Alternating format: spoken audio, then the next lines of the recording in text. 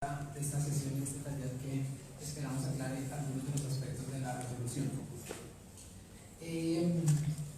Bueno, este es un trabajo que venimos realizando o coordinando desde la Oficina de Asuntos Regulatorios con todo el equipo de trabajo de la oficina, Viviana, Julia, Natalia, Julián, Manuel, muchos de ustedes nos conocen, y que ha tenido coordinando también con el viceministro, con el ministro, el área jurídica, etc. Y coordinando también una serie de entidades asesoras que nos han acompañado en este proceso. Ha estado el Banco Mundial y la compañía Power Options, USAID con la compañía Tetra Tech y algunas colaboraciones que hemos tenido también con Mirena y con el Laboratorio de Energías Renovables de Estados Unidos. Ellos nos han venido asesorando en este proceso y hemos tenido también dentro del proceso una serie de reuniones de trabajo con diferentes entidades del sector, como la UPE, que viene trabajando de la mano con nosotros en la expedición de esta normatividad, ya que muchas de las tareas se le asignan a ella, la CREC, XM, Comité Asesor de Comercialización y una serie de entidades del sector financiero que también nos han acompañado, dado que este es un producto que queremos que sea también atractivo para el sector financiero, que finalmente cumpla con los objetivos del decreto. Más o menos este es el contexto. Entonces, si les parece, entremos en materia. El mecanismo que se planteó en el decreto 570, que se reglamenta mediante esta resolución, es un mecanismo que es complementario a los mecanismos que existen en el mercado de energía mayorista. Es un mecanismo que buscamos que se incorpore, se integre de manera armónica con los demás que existen y, como ustedes saben, está orientado a cumplir con una serie de objetivos de política definidos en el decreto. Esos objetivos tienen que ver con aumentar la resiliencia de la matriz de generación de energía eléctrica a través de la diversificación, aprovechar el potencial de recursos renovables que tiene el país y su complementariedad con los recursos convencionales, crear mayor eficiencia en la formación de precios y mayor competitividad, apuntar a la reducción de emisiones y a los compromisos de reducción de emisiones que tiene el país y que ha asumido internacionalmente, y le apunta también al tema de mejorar o incrementar la seguridad energética regional. Y todo esto parte, digamos que no voy a hacer una justificación del decreto en este momento, pero todo esto parte, digamos, de las vulnerabilidades que se han identificado, por ejemplo, ante los eventos de variabilidad y cambio climático y a las condiciones mismas del sistema y del sector, y respondiendo, digamos, a esas necesidades que se plantearon esos objetivos específicos. Entonces, el mecanismo que se plantea es un mecanismo de contratación a largo plazo. Largo plazo, nosotros lo estamos interpretando mayor a 10 años. En el mercado, digamos que no ha habido una contratación a ese término, y también respondiendo a eso, digamos que ha surgido este mecanismo.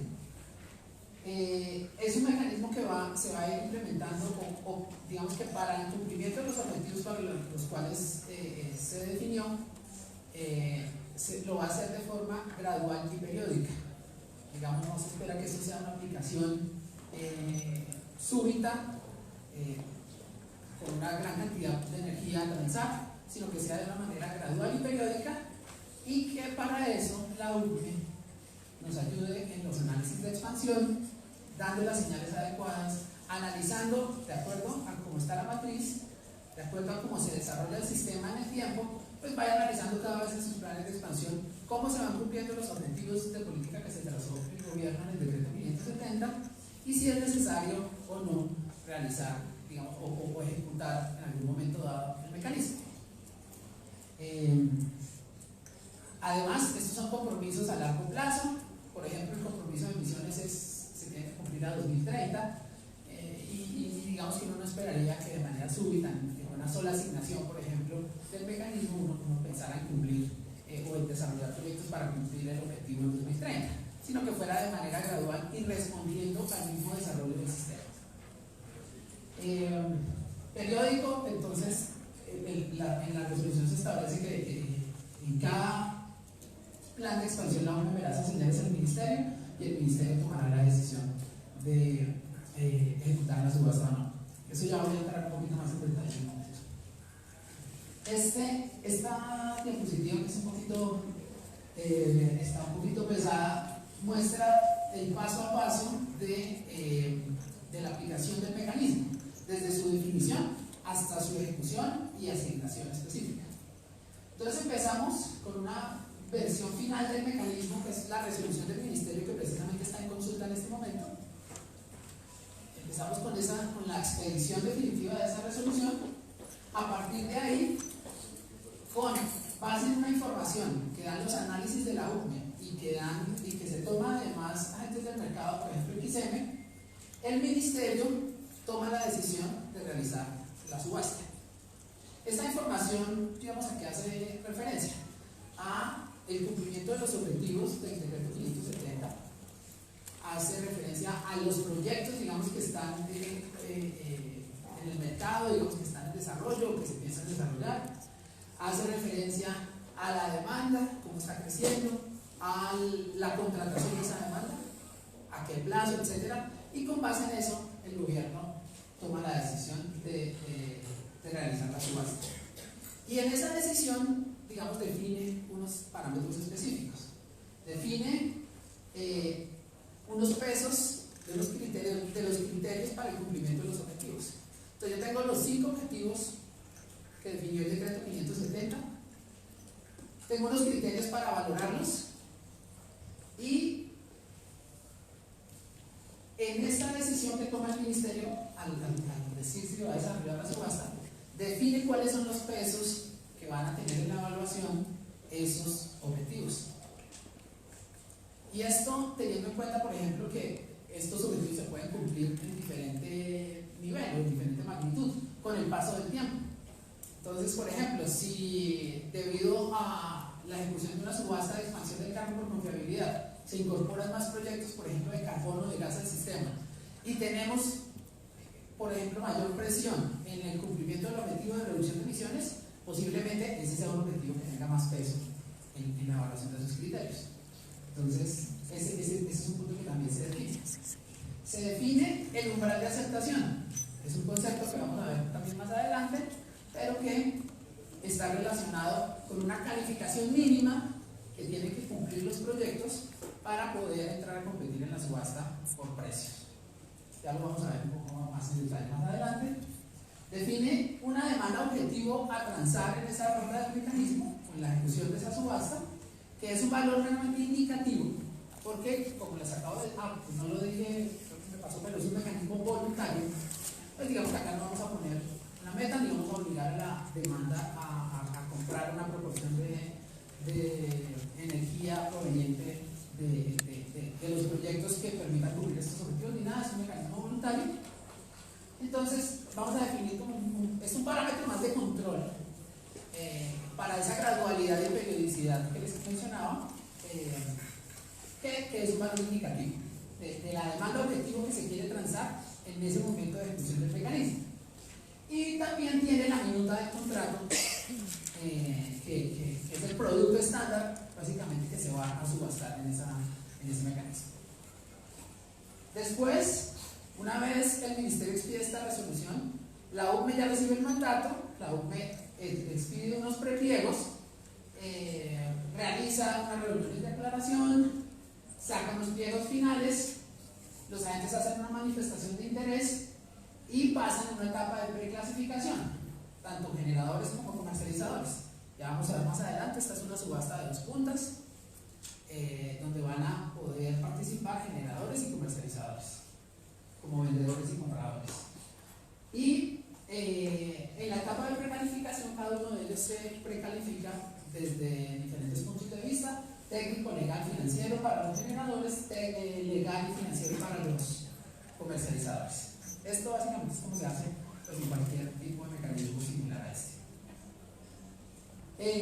Para los proyectos que pasen esa precalificación, se le solicita la entrega de garantía de seriedad, se le solicita la entrega de ofertas a la UCME como ejecutor de la subasta del mecanismo, y son ofertas de precios y cantidades para generadores y comercializadores.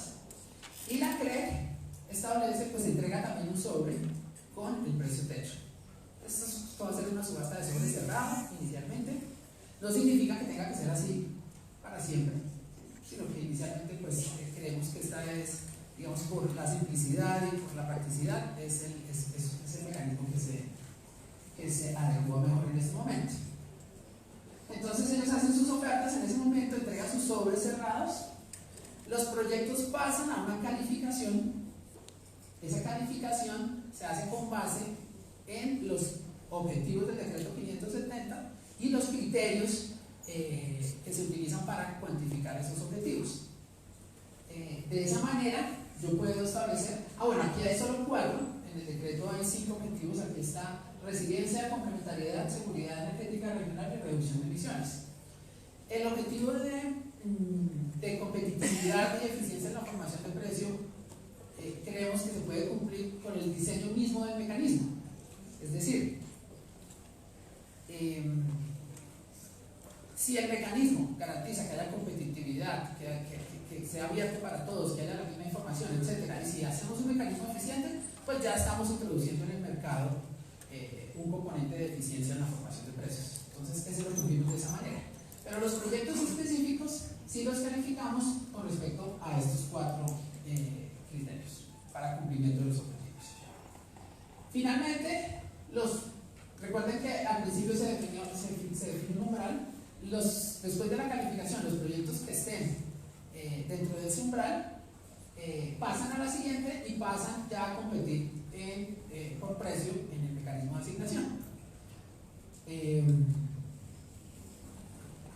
Con base en eso se adjudican, pues se abren las ofertas, se crean las curvas de oferta, de demanda, se hace la asignación.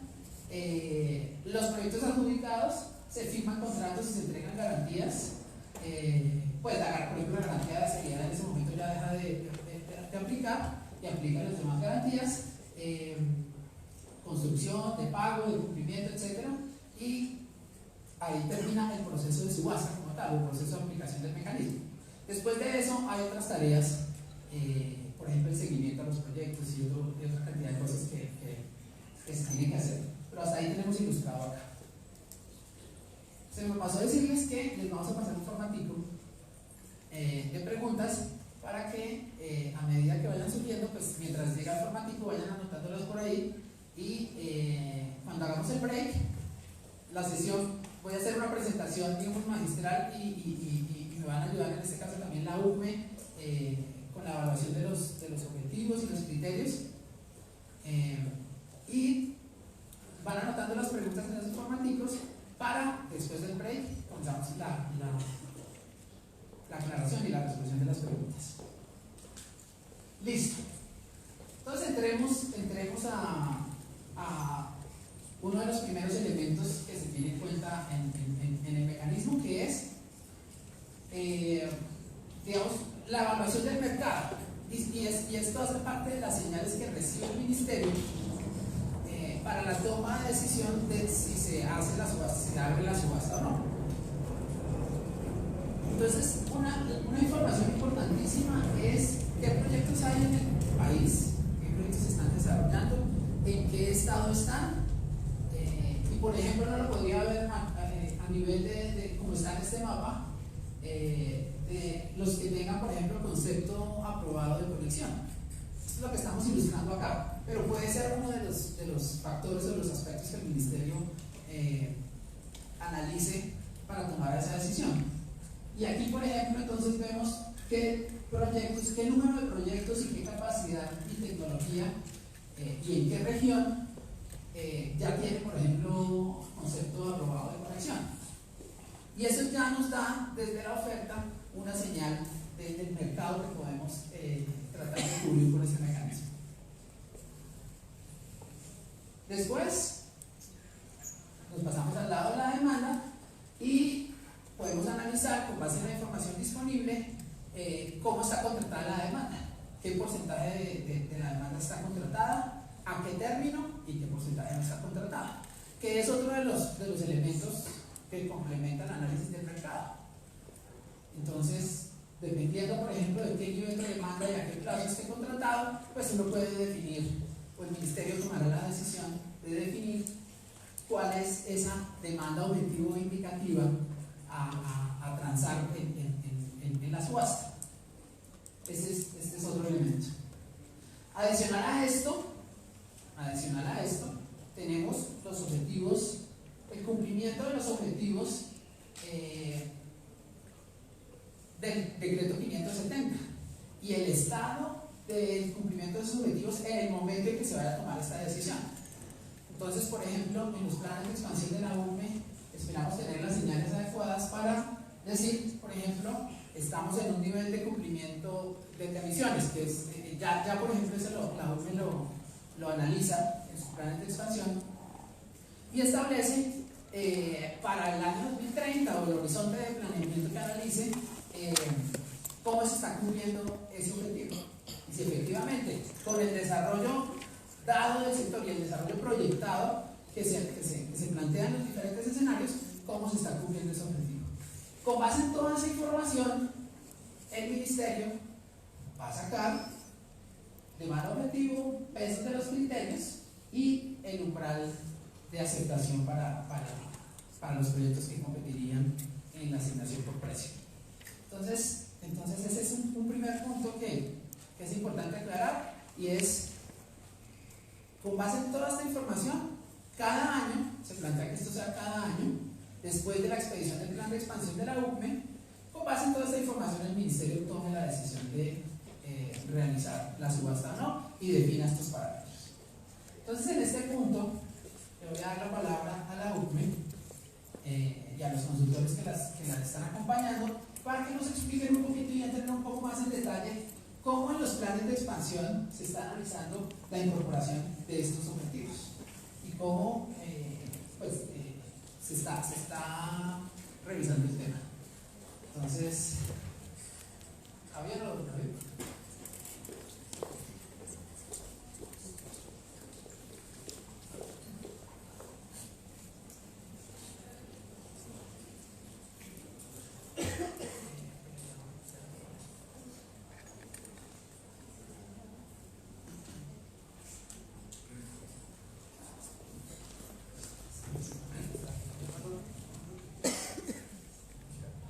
Buenas tardes.